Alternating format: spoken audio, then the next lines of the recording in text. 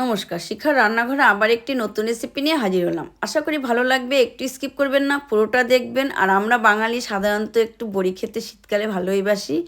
Colour ডাল হোক আর বিউলির ডাল হোক, শুক্তো হোক আর মাছের ঝোল হোক আর নিরামিষ তরকারিতে হোক।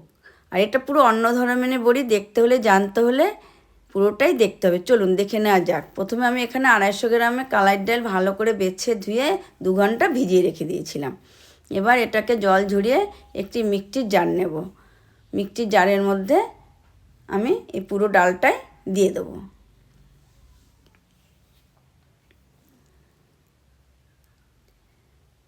এর মধ্যে আমি সামান্য জল ব্যবহার করব, বেশি জল দেওয়া যাবে না। এবার এটাকে আমি মিক্সিতে পিষে নেব। এটা বেশ পেশা হয়ে গেছে। এবার এটাকে আমি একটি পাত্রে নিয়ে নেব।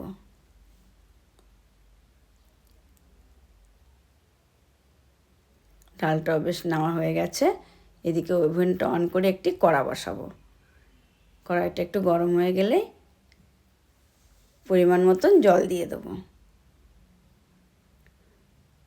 এখানে একটু জল বেশি ব্যবহার করতে হবে। এবার আমি পরিমাণ মতো চিনি দিয়ে দেবো। এখানে যে যেরকম মিষ্টি খান সে সেরকমই ব্যবহার করবেন। একটু নেড়ে চেড়ে আমি চিনিটাকে গলিয়ে শিরা বানিয়ে নেব।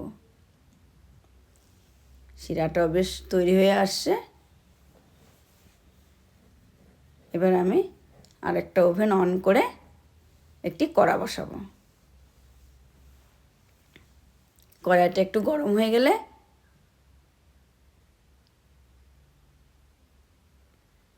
এর মধ্যে আমি তেল দিয়ে দেবো। এখানে আমি সাদা তেলই ব্যবহার করব।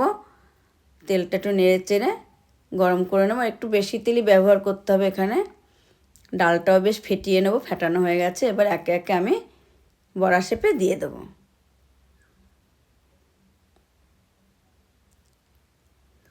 একটু লাল লাল করে ভেজে নিতে হবে, নেড়ে চেড়ে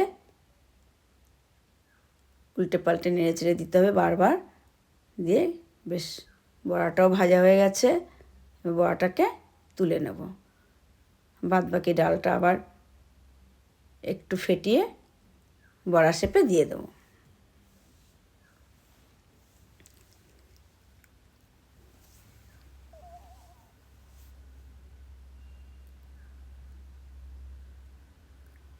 এবারটাকেও বেশ উল্টে পাল্টে ভেজে নেব। এটাও বেশ লাল লাল করে ভেজে নেব। ভাজা হয়ে গেছে বড়াগুলো আমার। এবার এগুলোকে আমি যে শিরাটা তৈরি করেছিলাম তার মধ্যে দিয়ে দেবো। দিয়ে একটু উল্টে পাল্টে ভালো করে মিশিয়ে নেব। বড়াটাও বেশ তৈরি হয়ে গেছে। বেশ আধা ঘন্টার মতো ভিজিয়ে রাখতে হবে। বেশ হয়ে গেছে ভিজানো। এবার আমি এটাকে তুলে নেব।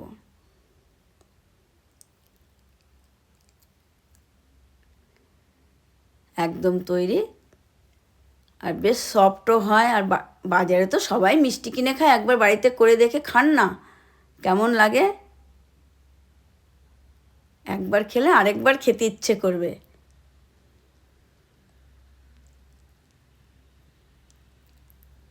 Thank you.